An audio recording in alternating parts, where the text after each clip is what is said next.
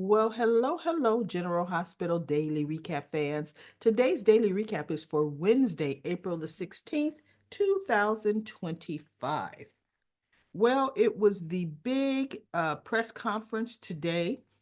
Laura was announcing, to everybody, the press and councilmen, congressmen, and, Curtis was there, that she was going to bring the espionage project up for a vote for the people of Port Charles to decide, because she talked about how it was actually Congressman Kane who uh brought the idea to Congressman McCalkey, and it was a good idea, and he even explained why he picked the original location.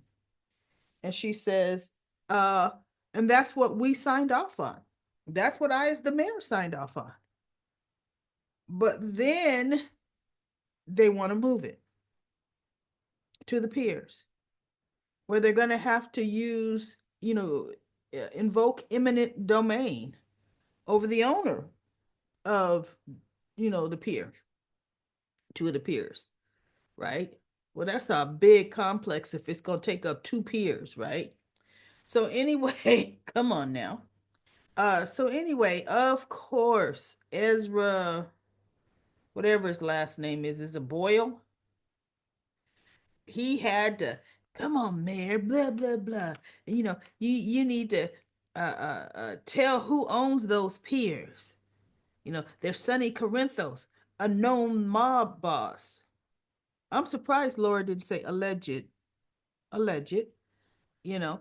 But she didn't. She was just looking at him. And he's like, you have protected him. You have blocked things at every turn. She says, no.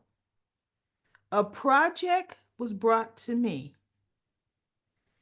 It was a good project.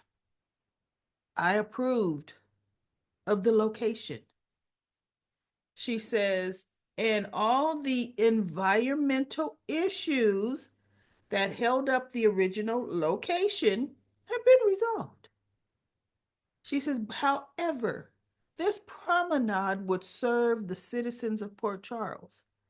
Therefore, I say the citizens should decide where it's at. Oh, and Boya was still on his yapping. And Laura held her cool. You're personal friends with Sonny Corinthos, having dinner in public with him. She said, yeah. She says, I'm gonna make sure everyone understands that Sonny and I share a grandchild together. We're family. We're like family. Okay. So I'm not going to apologize for that at all. She says, and I have never had to compromise or look the other way with anything he has done. Right. So, needless to say, he gets Jordan, Ezra, brings Jordan into this. Deputy Mayor, what are your feelings on this? Are you going to be able to stand on your own merits and give an opinion on the promenade? And Jordan looks and she steps forward. She says, first of all, let me make myself clear. I fully respect, admire, and respect Mayor Collins. Now, on the topic of her relationship with Sonny Corinthos, I may not agree with it, but that's her relationship. She says, now, her blocking not blocking, her wanting to put the vote up to the citizens of Port Charles, so they could decide where it is. She goes, again, that's the mayor's decision. She says, I actually, and he goes, oh, so in other words, you're not going to say either way. You're not going to say anything against your friend, the mayor. Jordan says, you know what? If there's one thing that I won't do is be goaded or led into making statements that I don't want to state to make or that I do not mean. I will not let you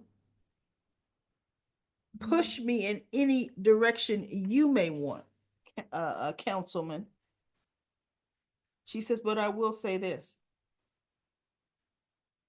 There's some fundamental things that I I feel differently. She may have even said, do not agree with, where this whole peer project is concerned. She says, so therefore, I feel it's only fair. And she turns and she looks at Laura, that I turn in my resignation as deputy mayor, effective immediately. And Laura looked completely shocked. She was just like, just hit, blindsided. And I thought, well, Lori, this was staged by you and Jordan. Well, not the way Jordan did it. Remember, they were supposed to have a public disagreement, and Laura would ask for her resignation or fire her. Well, Jordan resigned, which to me looked better. You're not gonna, over a public little disagreement, now fire your deputy mayor. I didn't. That way was less believable. Jordan's way was more believable. And after she says, effective immediately, I'm resigning as deputy mayor, she says, but let me be clear. I still 100% respect Mayor Collins and hold her in the highest regard. And Drew was like, oh yeah, oh yeah. And he was standing there, was so crazy, his hands together. I'm like, oh, Drew, sit down somewhere. And why are you still in Port Charles? Still not at the Congress building. Congress is in session right now. They have written that so sloppy, with Drew being able to just remain in Port Charles day in, day out. I mean, that's ridiculous.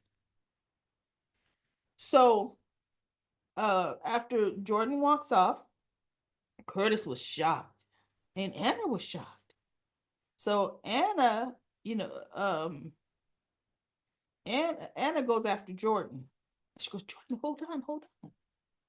Why would you resign in such a public fashion like that? And she said, well, because I don't agree with Laura's association with Sonny. I don't. And she goes, okay, I do know that, you know, when you were a commissioner, yes, you were going after Sonny, or on occasion went after Sonny. So do I. If, there's something that needs to be investigated. But to give up your job, she says, Anna, it needs to be done, or it needed to be done. See, she can't tell the real reason. I'm surprised they didn't have Curtis talk to her. But Curtis talked to Anna after Anna came back, and Anna's like, I can't believe Jordan would do this in such a public fashion. And Curtis says, yeah, I'm surprised too. I mean, there's no love lost between her and Sonny. And Anna said, well, yeah, I mean, Sonny took TJ under his wing. Sonny even paid for TJ's college. I forgot all about that. Whole medical school, all that Sonny paid for. And she says, so, and then there have been occasions to where she had to kind of, come to Sonny. But I guess that was then, right? So anyway, um, Drew and Ezra back behind closed doors Drew was like, oh, yeah, this couldn't have played out better. Oh, this is what's going to, and now Laura, the constituents are going to turn against her and they're going to vote her out as mayor. And this is the perfect opportunity for you. And Ezra was like, straightening up his tie. Like, yeah. He goes, I'm telling you, I'm going to put you in the governor's office. This is what Drew says. And I thought, oh, really, Drew, you got that kind of power? Ezra Boyle is not liked by really anybody. And he does kind of have a sleazy reputation, but you think the citizens of Port Charles are going to vote for him? They'd probably vote for Jordan before they voted for him, right? He goes, you're going to have a tough stance on crime. He says, and when I get you into office, you're going to be able to do everything I tell you to do. Oh, really? And Ezra kind of looks at him like, yeah, get me in there. Get me in there. And Drew would be surprised. Boyle's hardly going to do everything he tells him to do because he'll be like, I'm the mayor now. Congressman. Now go to DC, right? So anyway, we have Diane brings uh Marco with her to Sonny's, and she says, meet our new associate, Marco Rios. He's just joined the firm. And he goes, Marco, this is Sonny Corinthos and Jason Morgan. And Sonny looked at Marco and said, I'm rather surprised you don't use your father's name. And Marco looked at him, beg your pardon? He says, your father is Jen Sidwell. And Diane looked, eyes got big, and she looked at Marco. He said, oh, I had a conversation a couple days ago with Natalia Ramirez, and she told me all about her son.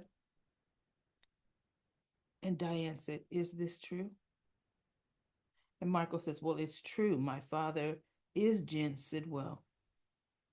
But I didn't feel I have to put that on a resume. Which was funny. I didn't feel I needed to list the names of my parents on my resume. And Diane just looked at him. She goes, well, that particular topic, Mr. Ramirez, you and I are going to have a conversation about. And Sonny said, well, you know what? You could have that conversation later because Mr. Ramirez, I mean, no, Mr. Rios, because let's see, Natalia is Ramirez, he's Rios. He goes, Mr. Rios, because I need to speak to my attorney about a matter right now. And so he goes, okay, well, then I will take my leave or I'll go. So he leaves. Sonny looks at Jason, and Diane's still apologizing. Sonny said, Diane, it's not your fault. And in my mind, I'm thinking you should be calling Brick saying, how come you didn't catch this? You're supposed to be so smart, Brick. But anyway, anyway, he looks at Jason. He goes, Jason, you're also Diane's client. I think you need to go have a conversation with Mr. Ramirez. Jason's like, I'm on it. And he leaves. So Diane, of course, Jason leaves. I vetted him and all of his credentials check out. I mean, I did. He goes, Diane, you wouldn't have known. They purposely have it so that no one makes the connection. She goes, well, I'm gonna fire him right away. She goes, no. Sonny says, no. We need to keep him close so we know what Sidwell is up to. He says, because make no mistake about it, he's planted in your office. So, no, don't let him go just yet. So he and Diane start talking. He goes, but look, I brought you here for another reason. There's an issue that's coming up. And she picks up her phone out of her bag and she goes, oh, yeah. He goes, there's going to be a press conference coming up. She picks up her phone. She goes, oh, yeah, it's happening right now. And I see that press conference is about you. And he tells her about them wanting to invoke eminent domain and take his peers. And Sonny said, that's not going to happen.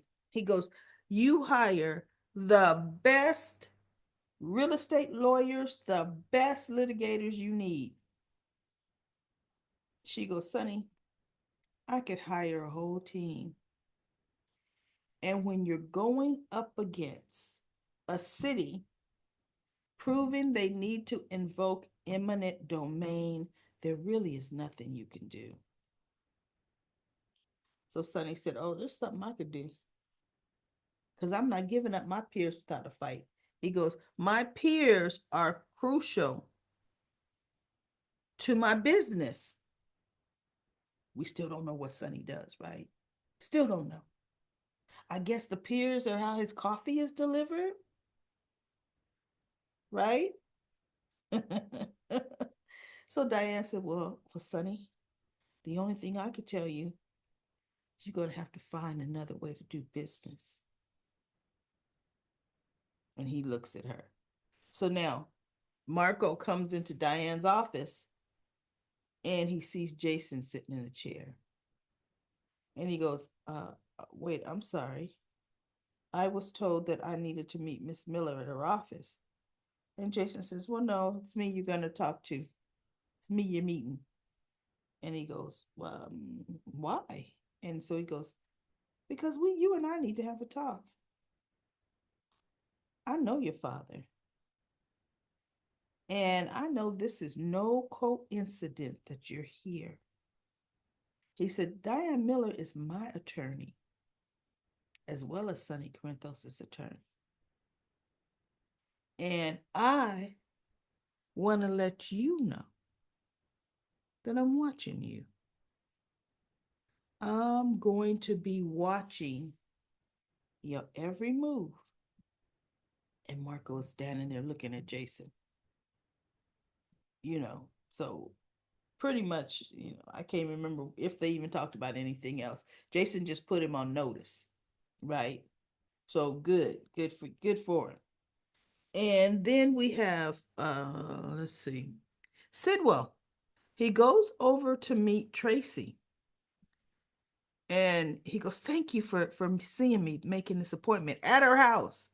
Everybody's meeting Sidwell at their house, right? And so he is telling her how, he needed to talk to her about Sonny Corinthos. And she looked, her eyes perked up. She goes, what about Sonny Corinthos?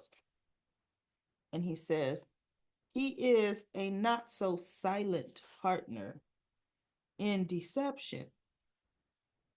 And it would be better for me. I don't want, he goes, I want him out of deception. And so, what's her name? Tracy is like, why would we do that? He's not causing any, we haven't had any problems with him. And Jen says, well, I am a very large investor and I'm giving you or supplying a product you need for your face cream. He says, but this product is not in an infinite amount to you. So Tracy looked at him. She goes, yeah, I know.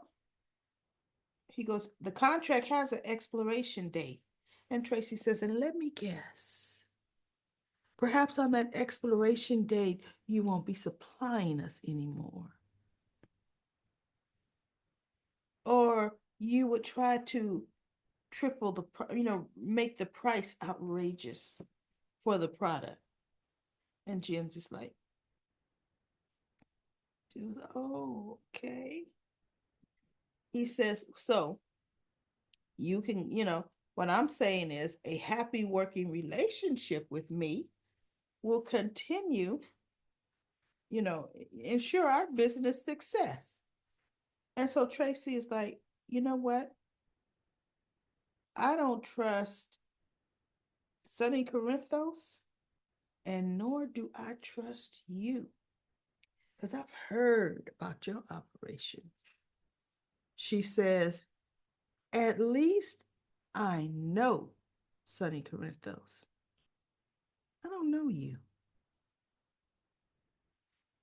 And he says, yeah, but he goes, but yet I'm one of your biggest investors. So Tracy says, well, thanks for coming by. She did not. She was reading him up left and right. And he goes, so do we have ourselves an understanding? She's like, no, we don't. And he was just like, huh. She says, because I don't trust you either. Probably trust you less. So he goes, well, that's unfortunate. She just looked at him. And then she goes, and Yuri here, because he didn't want Yuri to be in the room. And Tracy says, oh, no, no, he stays. He stays. So she goes, and Yuri here is going to show you out. And he says, no, no, no, no, I could find my way out. No need for that. And he exits left, walking out, exits right. But look, Yuri's right behind him. Because see, no, no, no, you don't get to wander through my house. You're going to be seen out because I want to make sure the door hit you. Right? So Tracy is thinking, he's up to something. I knew I didn't want him in deception. Now, the ladies have a contract with a date. What do you think would be the smart move, everybody? Jen's Sidwell is not the only supplier of what they need. He's not. So they may have a 2-year contract with him. You got 2 years, two, to find yourself another supplier. Because this way, when it's time to renew the contract, y'all can just give him the boot. And you don't have to worry about anything. Right? But he's already stepping in and try to make demand on who's invested in the company, no, no, no, no. You just a supplier. Doggone it. Don't get too big headed. And that's exactly what you're trying to do. See, Lucy, this is what you got everybody into, Lucy. Right? That's it. We had, conversation. Elizabeth texts Lucas to come over, pretty much save her and tell Amy the hospital needs her, blah, blah, blah. Lucky volunteers. Because Amy's like, no, if I leave, who's going to watch Elizabeth? Who's going to tend to her? And Lucky's like, I could do it. And she's like, what? She goes, you're not even a medical professional. Elizabeth says, but I am. I could tell him whatever he needs to know. So Amy thought that over and she thought, okay, that could work. That could work. So she leaves and Lucas leaves too, and Lucky and Elizabeth were talking. And she goes, okay, you could back out of that if you want. He goes, Elizabeth, you need somebody to take care of you. And I'm not about to back out. I want to do it. So she was just a little shocked and like, okay, right there. Right? So that's it, everybody. I'm gonna go to comment corner. Today, comment corner is gonna be from the bottom up. From the bottom up. And I'm gonna do about 5 minutes, 6 minutes of comment corner. All right, here we go. Lori says, I sure appreciate your daily recaps. Thank you. Well, you know what, Lori? I am so happy that you're enjoying it. Keep up, keep tuning in because I'm just here having some fun. Okay. And Cece says, Amy is aggravating and overbearing. Yes, she is. Patricia says, ha ha ha. I'm glad so many people are coming to see Elizabeth. Otherwise, I could see a misery kind of story with that Amy. Amy's always been that way. And then Black Purple Turquoise says, Aiden's reaction to Amy today was funny. I doubled over in laughter. Loved it. No lies at all did he tell about her either. She is gossipy, loudmouthish, and just all around annoying as far as I'm concerned. Felix needs to be brought back and stop being underutilized so darn much. I know. I know. And you know what I was thinking, everybody, today? What I don't like and what I was thinking? Okay, we all know TJ is off the show, but not even an honorable TJ transferred to Colorado or California. Not even that he was working at a new hospital because of the divorce he's going under. Jordan just can't mention her son. I don't like that. TJ was a pivotal part on General Hospital since he was 14 years old. That character. He deserves some kind of mention send off. That's ridiculous. Um, Po Boop says, exactly, Daily Recap Lady. Lulu's always sticking her nose in people's business and giving unsolicited advice. I have a feeling that someone is going to try to kill Ava, and Alexis is going to get the blame. That dagger is going to come into play. It truly is. Alexis just made a big mistake not committing Christina. She's going she's going to lose a lot. That's poor parenting. Yes, it is. Wait until Molly finds out. Oh boy, that's exactly what I say. That professor is going to use Emma for something. I found it strange as well. Me too. Melody says Amy isn't healing. She's just raising all their blood pressure. Melody also says Alexis is just stupid. Christina needs help. Yes, she does. Uh and then Melody says Felix must be hanging out with DJ. You mean TJ and Scotty. I know. Scotty, they haven't said what the heck's going on with him. At least we knew Martin was allegedly extradited to California, right? And then Care Bear says Alexis seems tired of fighting. She's giving up. Diane should have made her sign the papers immediately and anticipate that she would change her mind. Alexis has been too emotionally fragile since Sam's death to handle that kind of situation. But it's clear that Alexis, having not told her about Ava's blackmail, wasn't going to follow her friend's advice if it didn't suit her. Yep. And having Christina committed doesn't suit her. She's convinced herself after her evening with her daughters that everything would be fine. In the short term, maybe, but her family will implode in the long term. She's probably going to double down, too deep down. You mean double down? And then P. Merle says, how will Alexis be there for Christina when she's jailed for embezzling? Rick is an attorney.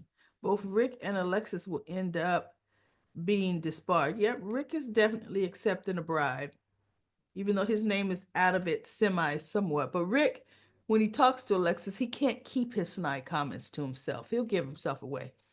Care Bear says Ava mention of Rick will likely alert Alexis that Molly's father is involved in the blackmail. And maybe that will give her a way out because Molly will hate her mother for covering for Christina, but she'll hate her father for choosing money over her. Melody says, I know, I thought that was stupid. And Liz, as usual, is screwed. No justice or pain and suffering money. Yeah, that's true. Elizabeth could definitely uh, use some money. And then let's see. I'm trying to read different people's comments. Care Bear, you did some great comments today. And Aisha says, Jocelyn asked Brennan that same question about enrolling so late in class. The last thing an undercover agent needs is to call attention to themselves and be singled out or noticed in any way. Surely the professor will be more inclined to hire a student whose class work he's familiar with, like Emma as an assistant, rather than complete unknown. FYI, GH started a shady professor storyline with Julie Beeman's Lulu, but it dropped it. GH started this, but it was dropped. Really? When? I don't remember Lulu and a shady professor. That slipped my mind. And then Melody says Alexis is going to do the wrong thing for her daughters and herself. This will end in disaster. Yep, it sure will end in disaster. And then we have Sharon says Alexis barely got her license back and wants to cover up Christina's crime. Yes, she does. And she's even embezzling. Great comment, Sharon. You did a lot of comments here. I'm scrolling up to get one last comment from someone else. Let's see. Great comments, Sharon. Here we go. Sewing Room says, good for you, Ava. Turn the screws on Alexis. Ava did take it too far, but that's the way. That is the Ava way. Yep, that is so true. And this is the last one. Lucy says, I was surprised to see Amy Driscoll on General Hospital's opening credits. She is a big ball of positive energy. Yep, positive energy and gossip. All right, everybody. That is it. That is it. I will be back tomorrow for another daily episode or recap of General Hospital.